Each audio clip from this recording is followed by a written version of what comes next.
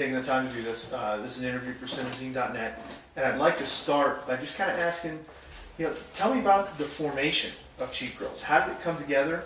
I know the name is a mystery, and that's cool. I won't delve too far into that. It's an inside thing that has to do with Tom Hanks. If you want to let it loose here, we would love the exclusive. Nah, we'll leave it. But other than that, how did it come together, and what was the mission behind it when you first came together? Adam and I kind of had it initially. It was just kind of we were both like between bands essentially, and we just wanted to be in another one, So it was really casual, and it was just writing songs, it was like just putting together songs, not spending too much time on anything else. We knew we wanted it to be a simpler thing. Yeah. Like, and I think that at the same time it's kind of not necessarily the mission, but I'm not really sure there's a specific mission. It was essentially just to, I think, kind of just be relaxed, write some songs. Yeah. And that's kind of still what we do. Well, after two full lengths, a couple of 7 inches, a lot of touring. I mean, is there a mission? I mean, have you guys come together and said, this is the response to Cheap Girls. This is what we've been doing for so long. I mean, this is what we're going to do going forward. Yeah, I think we just want to stay busy. Yeah. Yeah. We're having fun. We're having more fun than we really ever planned this band would. Yeah, that was the other thing. I mean, we never actually I think we actually more so than not plan on not doing as much as we're doing right now because we were, had jobs. Yeah. And it was just supposed to go with like the simple song. We just want to be fun and just kind of on our own time kind of thing, and then it just ended up being so much better than what all the other ways we were spending our time. So that's really about it.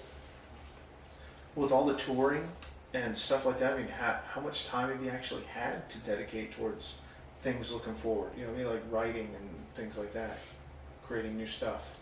Oh, we're let's say we're inching towards the 2/3 mark on another record. Cool. So we always stay busy. I mean, when we're not on tour, it's pretty much. Yeah. When we still practice regularly, we don't really practice the stuff we release because we're pretty, we're pretty comfortable with it. So when we're not on tour, we still spend a large chunk of our time thinking ahead. Yeah. So Adam and Ian live together, so they do a lot of late night writing and Cool. hanging out. So that's it. It's kind of set up to be spontaneous in a sense because Adam and I have lived together for years, and Ben's my brother, so we all see each other. I mean, especially with the amount of time we're gone, we kind of, we don't necessarily have these great social lives to pick up on at home. Ben's married, so he's got that, and but beyond that, I mean, it's pretty much we spend most of our time together anyway. Yeah. What does that lend? I mean, that's a really unique kind of chemistry within a band. To have siblings and then people who have been really close for a long time. I mean, what's different about the chemistry in your band? Unique. I think you just covered it. Yeah. It's just, no, I was thinking about that the other day. I mean, it's kind of for just to have these.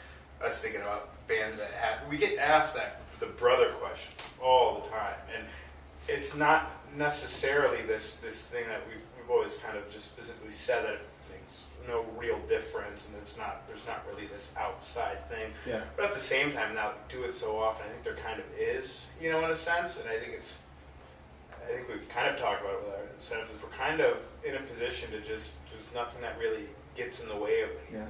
I mean, because we're all going to always be around each other anyway. Yeah. And I mean, Ian and I grew up doing. I got a drum kit when I was 5, and he got a guitar when he was like 6 or 7, and we kind of grew up playing songs together. And then we had a band together when we were like 12 or 13. He was 11 or something. I was 13, and we started a band. We did that until we were in our early 20s, and then or late teens. But then that band just kind of wrote it off. I guess in the end. No big deal, but Yeah, that's how I met them. we've always been doing stuff together. Is what I was going with that, I guess. So Yeah. just comfortable. you guys have made a lot of leaps over the last 2 years. I mean, it's been a packed 2 years between your two full lengths being reissued and issued in 2009, and then touring like nothing in 2010. At what point, or was there a point where you guys had to get together and say, we're going all out on this? I mean, you're married, you've got a wife to go home to.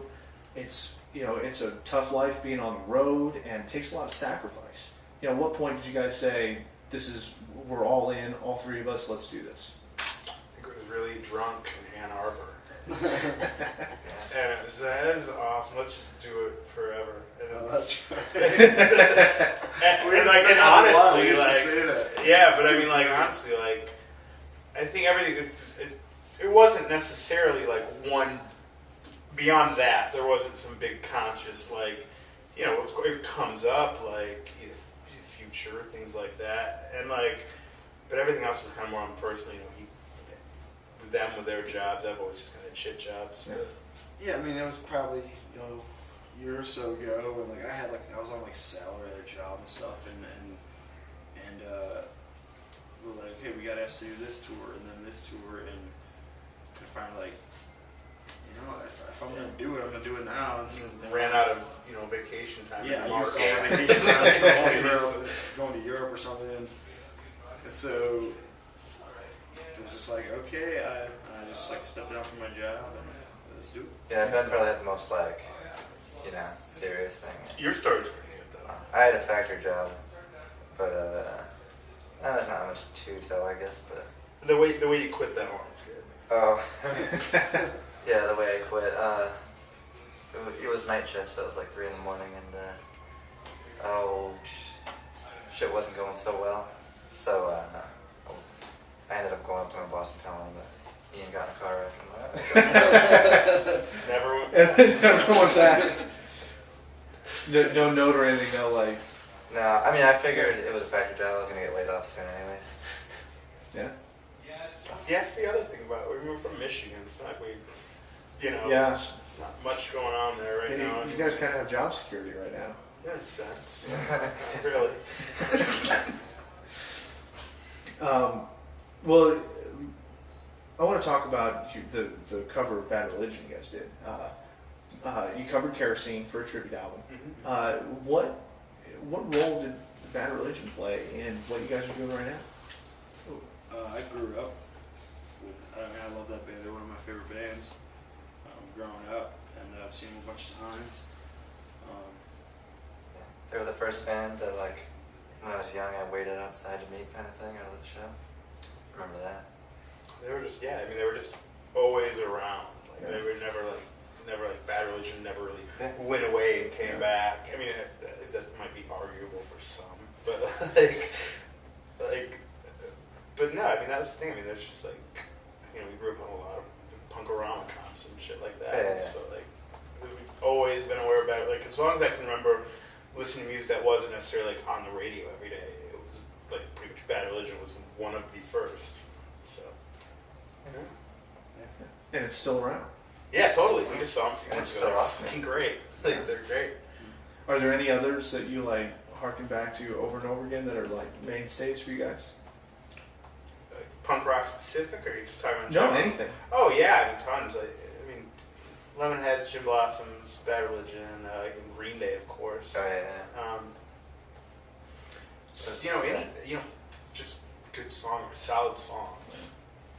What's new right now that you at least feel or has affected some of the songs you put together for this new album? What's new that you're listening to that is affecting the new stuff you're making? That's you. Nothing really. Maybe hold steady a bit for guitar, but Okay. Maybe Ryan Sounds Adams, Hold Steady, Ryan Adams. I'd say are probably the two current ones that we listen to the most. we listen to a lot of Ryan Adams. A lot of Ryan Adams. I've heard a lot of comparisons, and I think that they were all very vocally based. That was Smoking especially Popes? Smoking Popes. Yeah, that was tops on my mind. We get it all the time. Yeah. But what niche? There's a lot of perspective outside of that, but there's only 3 guys in this band.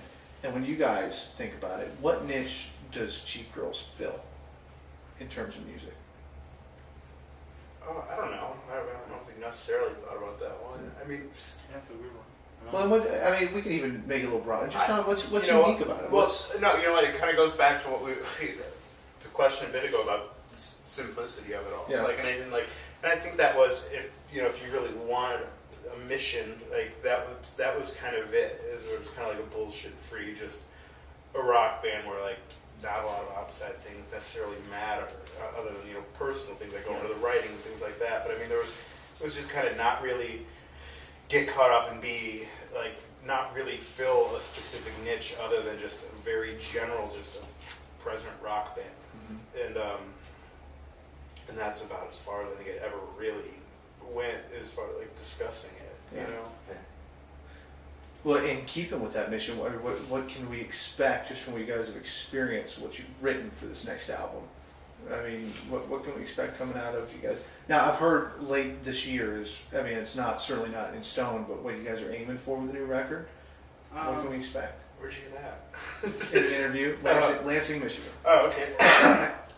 Ideally, but I mean, the thing is that we're not necessarily, you always talk about this stuff, but I mean, we weren't supposed to be on tour right now, for Yeah. example. Shit like that Yeah. gets in the way. Like, I mean, and that's the thing is like, we stay active to the point of like, we fill all the gaps of our time. I mean, like, literally, we don't have, every second that we can be, like, we pretty much are. And, maybe to a fault, but so I mean, it's a matter of when it's done. I know there's no real rush. We feel pretty comfortable with what we've done so far and what we have. We still have, we have a record that comes out tomorrow, We'll pick it up.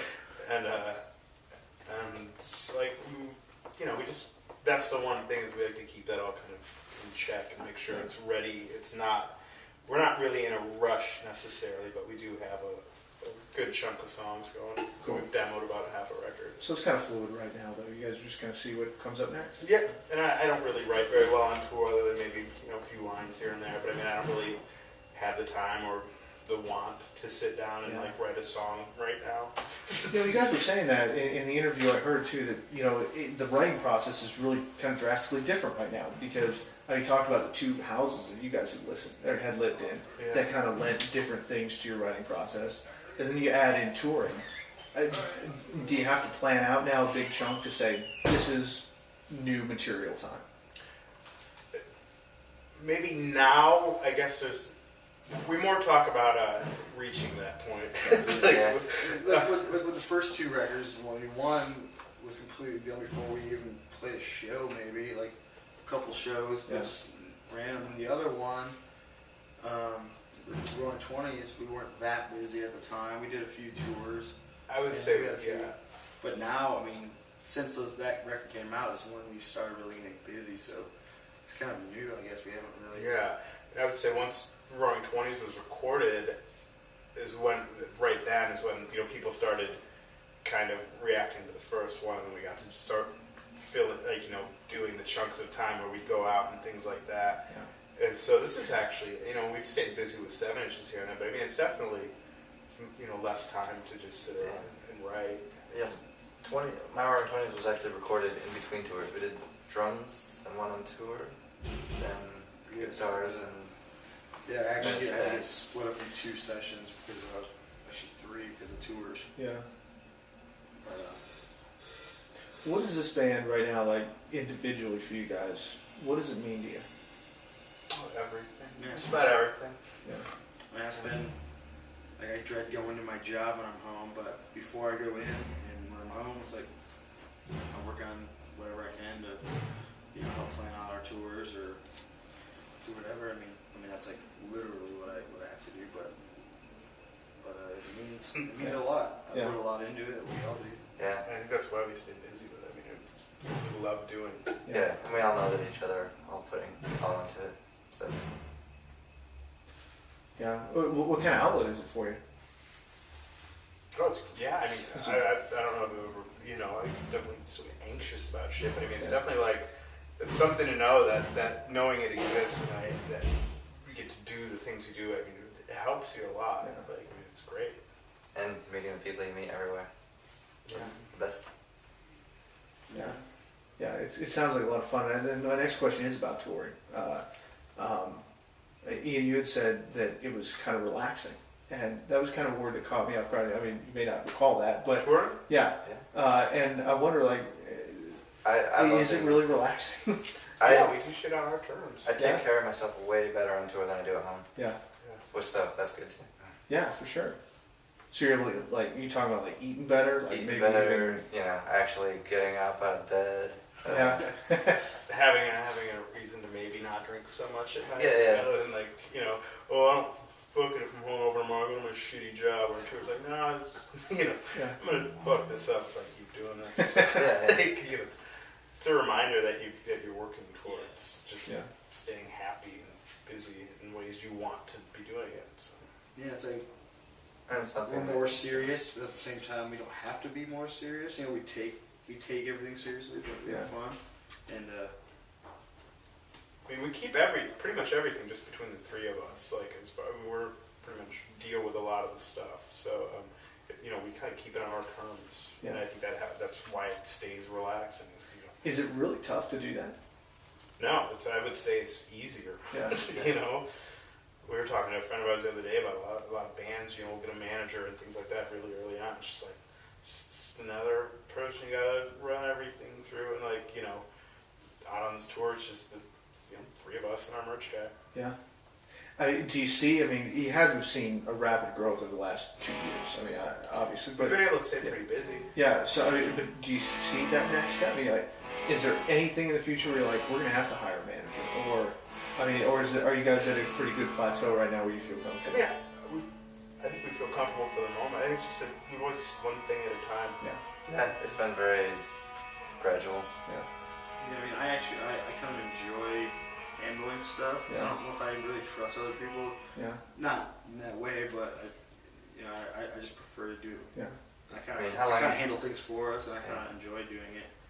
Yeah. And You've managed a restaurant for 5 years or so, so yeah, but it's I'm learning a lot as we go on, and learning, especially like with this tour, there's a lot of new stuff that I never even think about until like, oh yeah, you got to do that. And, but it's Watching the Against Me crew and everything, it's amazing. You can just tell the experience. And it's kind of cool to just Yeah. sit back They and have watch. all- Like, it's not one fucking thing that they haven't dealt with before or know how to cover quickly. It's pretty incredible. I'm pretty sure they can break down their gear, load their truck, and do everything before I can like break my drum set. I mean, it's awesome. We're like ready to go Yeah. before we are doing it. Well, what else? What have you guys seen that they've tackled like that?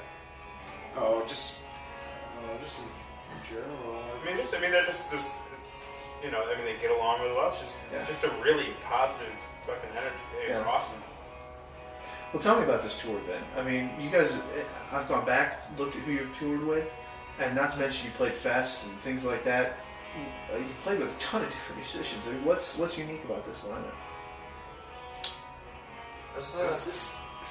This is the first time that we've been on a tour where it's 3 concrete bands, and there's, except I think there's one show, there's another band.